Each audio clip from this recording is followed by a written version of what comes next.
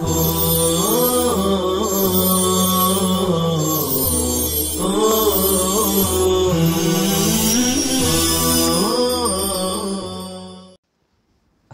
علیکم ورحمۃ اللہ وبرکاتہ۔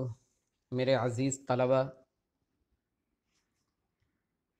اب تک آپ نے فوائد مکیہ کے حوالے سے 5 اسباق میں علم تجوید کی اہمیت و عظمت، اسی طرح سے علم تجوید کا موضوع، غرض و غایت وغیرہ،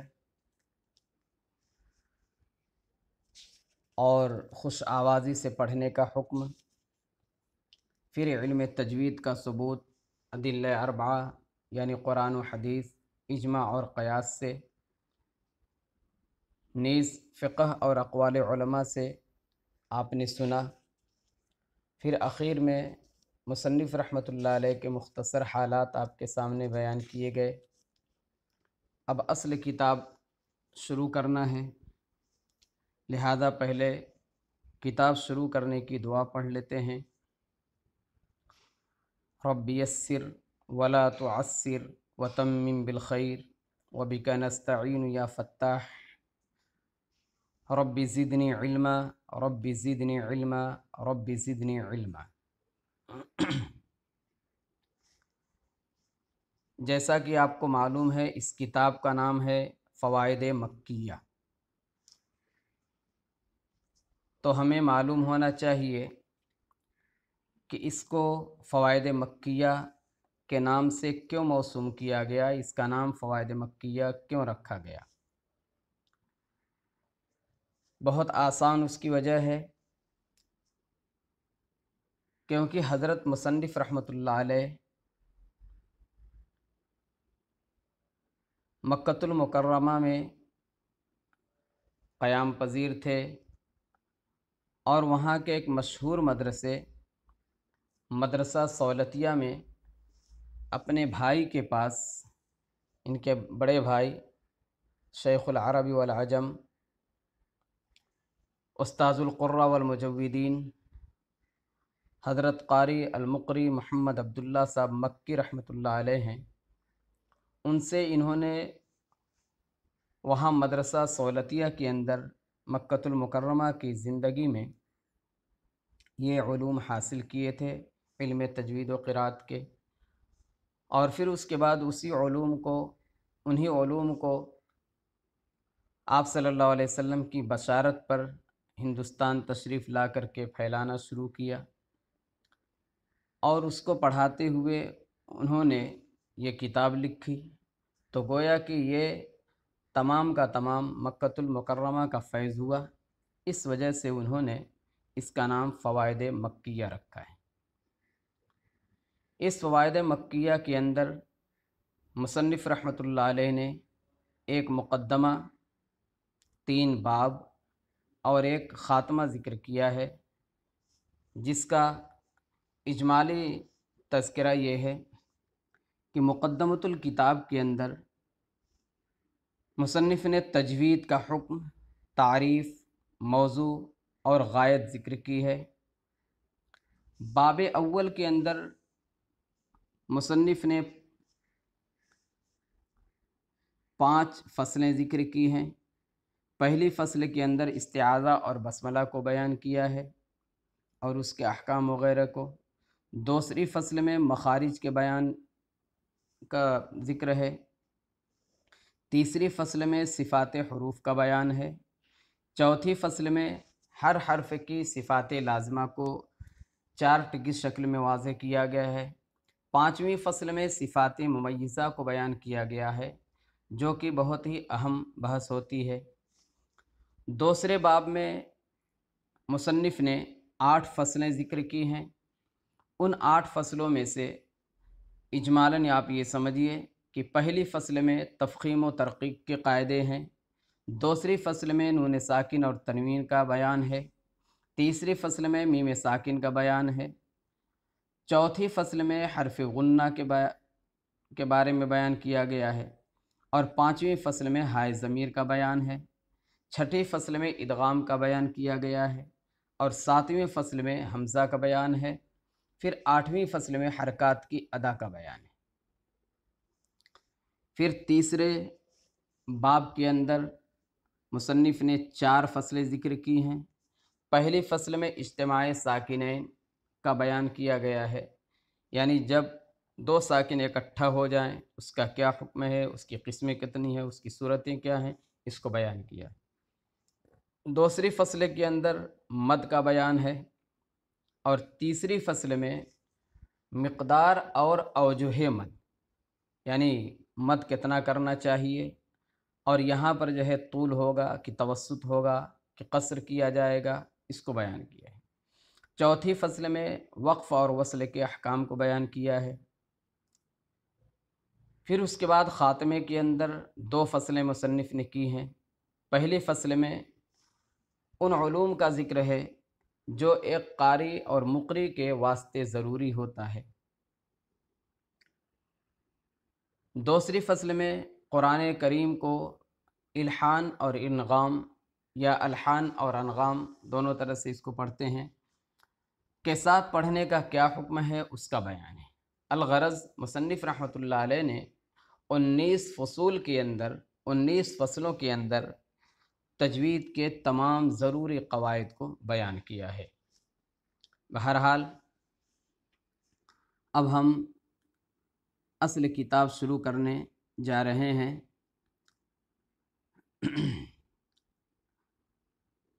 مصنف رحمۃ اللہ علیہ نے اپنی کتاب کا آغاز بسم اللہ اور الحمدللہ سے کیا ہے، کیونکہ ہر مصنف کا اور ہر دینی کام کا یہی طریقہ ہوتا ہے کہ اس کو اللہ کی تعریف اور اللہ کے نام سے شروع کیا جائے۔ تو مصنف فرماتے ہیں الحمدللہ رب العالمین والصلاة والسلام علی سید المرسلین سیدنا و نبینا و شفیعنا و مولانا محمد و آلہ و اصحابہ و ازواجہ و ذریاتہ اجمعین۔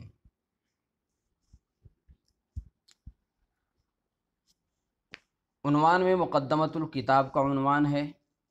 آپ جانتے ہیں کہ لفظ مقدمہ یہ 2 طرح سے پڑھا گیا ہے۔ بعض لوگوں نے دال کے فتحے کے ساتھ پڑھا ہے مقدمہ، اس کے معنی ہوں گے آگے بڑھایا ہوا، آگے لایا ہوا۔ تو چونکہ مقدمہ جو ہوتا ہے کتاب سے پہلے ذکر کیا جاتا ہے، اصل مقصود سے پہلے ذکر کیا جاتا ہے، اس لیے اس کو مقدمہ کہتے ہیں کہ وہ آگے بیان کیا جاتا ہے۔ بعض لوگوں نے اس کو دال کے کسرے کے ساتھ پڑھا ہے مقدمہ، تو اس کا مطلب ہوگا آگے بڑھانے والا۔ آگے بڑھانے والے کا مطلب یہ ہوا کہ یہ اپنے پڑھنے والے کو آگے بڑھا دیتا ہے، یعنی مقدمہ پڑھنے والا نہ پڑھنے والے سے آگے بڑھ جاتا ہے، اور یہی مقدمے کا پڑھنا چونکہ اس کو آگے بڑھاتا ہے، اس وجہ سے اس کو کہتے ہیں مقدمہ۔ آپ کے لیے اس لفظ میں صرف اتنی ہی بات ضروری ہے اور اتنی ہی بات کافی ہے آپ کے لیے، باقی اور بھی اس میں بحث ہے جو آئندہ درجات میں آپ کو معلوم ہو جائے گی۔ دوسری بات آپ یہ سمجھیے کہ مقدمہ 2 طرح کا ہوتا ہے، ایک مقدمۃ العلم اور دوسرے مقدمۃ الکتاب۔ مقدمۃ العلم کا مطلب ہوتا ہے کہ جن پر علم کا شروع کرنا علی وجہ البصیرت موقوف ہو، اس کو کہا جاتا ہے مقدمۃ العلم، جیسے علم کی تعریف، موضوع، غرض و غایت وغیرہ۔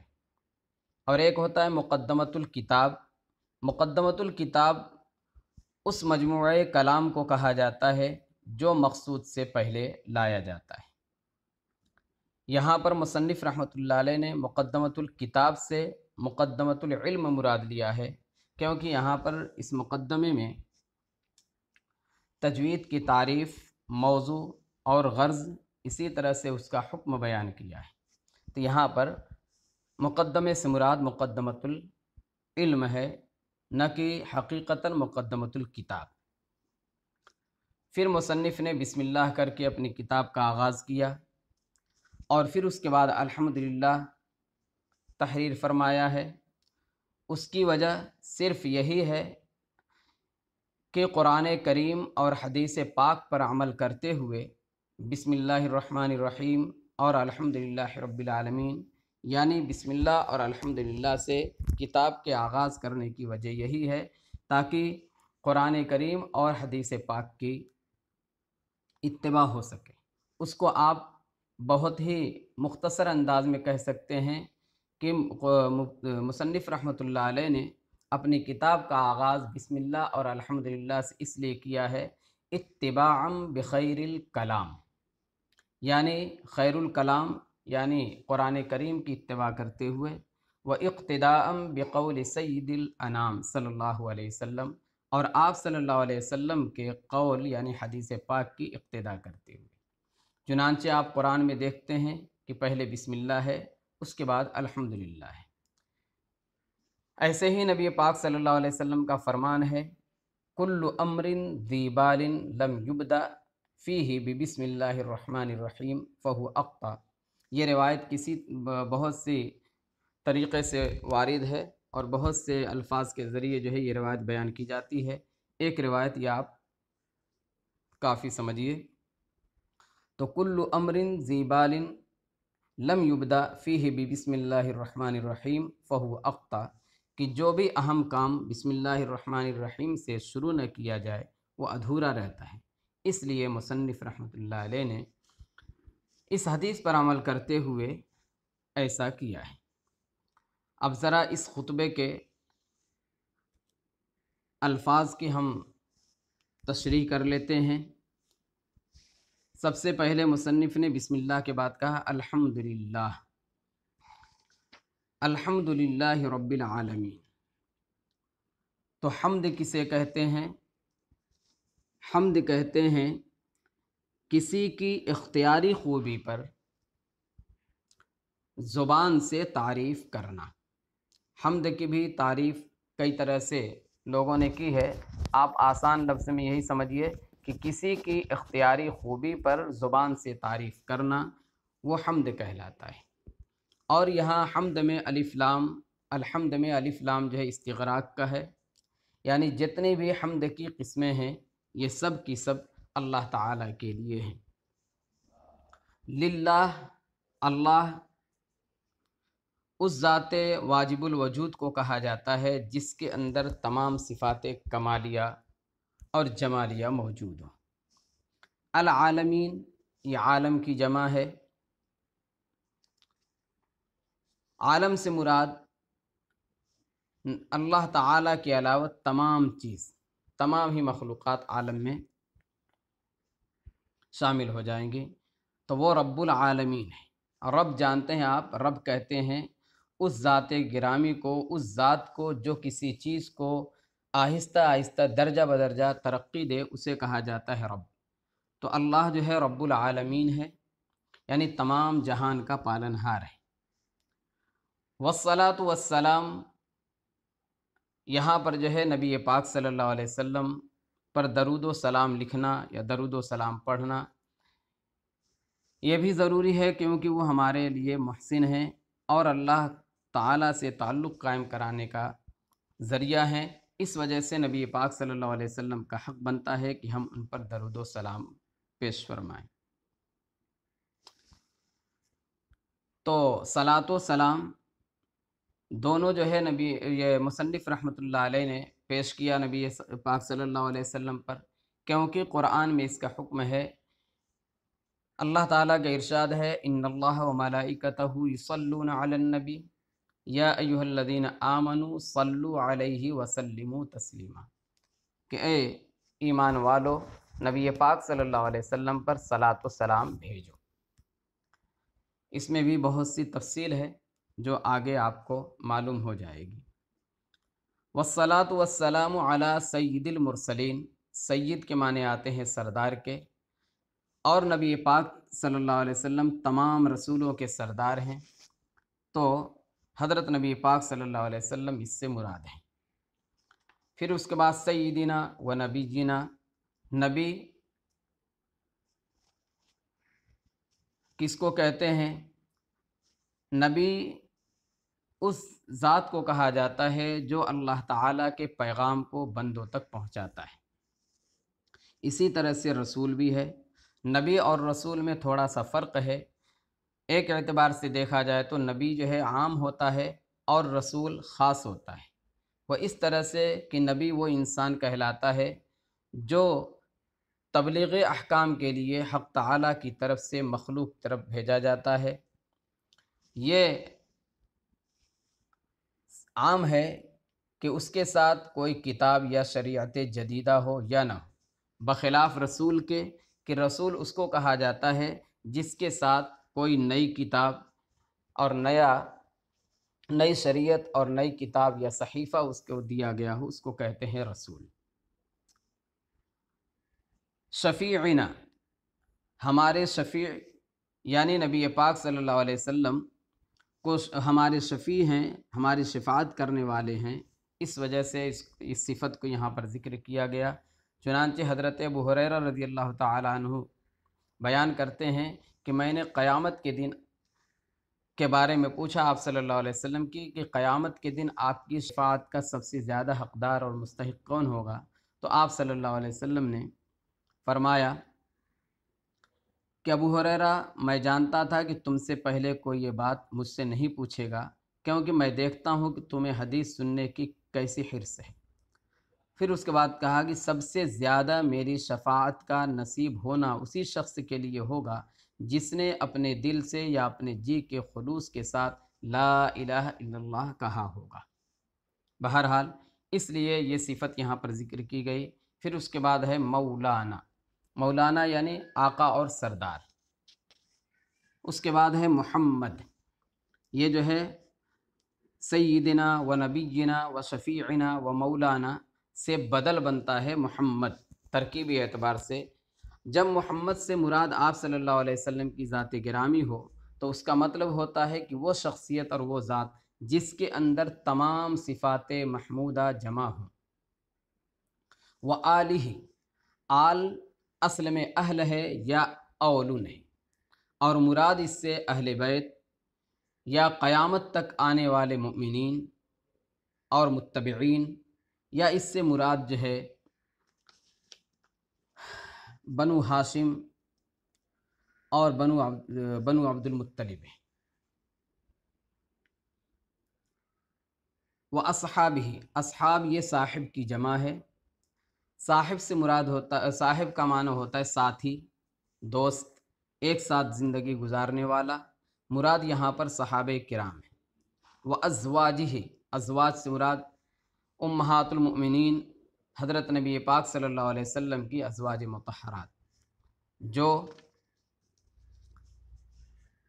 11 بیان کی گئی ہیں۔ جیسے حضرت سب سے پہلی بیوی آپ صلی اللہ علیہ وسلم کی ام المؤمنین حضرت خدیجۃ الکبریٰ، پھر حضرت سودا بنت زمعہ، حضرت عائشہ، حضرت حفصہ بنت عمر، حضرت زینب بنت خزیمہ، حضرت ام سلمہ، حضرت زینب بنت جحش، حضرت ام حبیبہ، حضرت صفیہ بنت حی، حضرت میمونہ اور حضرت ریحانہ وغیرہ رضی اللہ تعالی عنہن اجمعین۔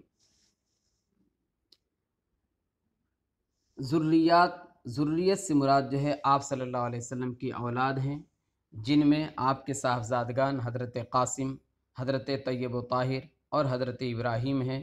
اسی طرح سے آپ صلی اللہ علیہ وسلم کی صاحبزادیاں حضرت زینب، حضرت رقیہ، حضرت ام کلثوم اور حضرت فاطمہ الزہرا رضی اللہ تعالی عنہن ہیں۔ اجمعین یہ تاکید کے لیے ہے، اور اس میں جو ہے یہ بتلا دیا کہ اس سے مراد قیامت تک آنے والے تمام مسلمان شامل ہو سکتے ہیں۔ بہرحال مصنف نے اپنی کتاب کا آغاز حمد و صلات سے، بسم اللہ اور الحمدللہ اور حمد و صلات سے کیا ہے، اس لیے کہ اس کا حکم جو ہے حدیث پاک کے اندر ہے، اور اسی طرح سے چونکہ اس کا ایک نمونہ قرآن کریم میں موجود ہے کہ پہلے اللہ تعالیٰ نے بسم اللہ سے پھر الحمدللہ سے۔ ایک بات یہاں پر رہ جاتی ہے کہ ابتدا تو ایک چیز سے ہوگی، پھر یہاں پر جو ہے चाहे इब्तिदा बिस्मिल्लाह से होगी चाहे अल्हम्दुलिल्लाह से, तो फिर यहाँ दोनों को कैसे एक साथ शामिल कर सकते हैं? उसका जवाब ये है कि इब्तिदा की 3 किस्में हैं, एक इब्तिदाए हकीकी, एक इब्तिदाए उर्फ़ी और एक इब्तिदाए इज़ाफ़ी। इब्तिदाए हकीकी का मतलब होता है कि हर एक से पहले हो, यानी उससे पहले कुछ भी ना हो, हर एक से पहले हो, जो सबसे मुक़द्दम हो उसको कहा जाता है इब्तिदाए हकीकी। तो बिस्मिल्लाह को इब्तिदाए हकीकी पर महमूल किया गया है, और इब्तिदाए इज़ाफ़ी उसको कहते हैं जो बाज़ से मुक़द्दम हो, बाज़ से मुअख्खर हो, और इब्तिदाए उर्फ़ी उसको कहते हैं जो मक़सूद असली से मुक़द्दम हो। तो यहाँ पर बिस्मिल्लाह वाली रिवायत को इब्तिदाए हकीकी पर महमूल कर लिया जाएगा, और अल्हम्दुलिल्लाह वाली रिवायत को इब्तिदाए इज़ाफ़ी या इब्तिदाए उर्फ़ी पर महमूल कर लिया जाएगा, लिहाजा एतराज़ ख़त्म हो जाएगा। आज का सबक इतने पे ही ख़त्म किया जाता है। अस्सलामु अलैकुम व रहमतुल्लाहि व बरकातुहू।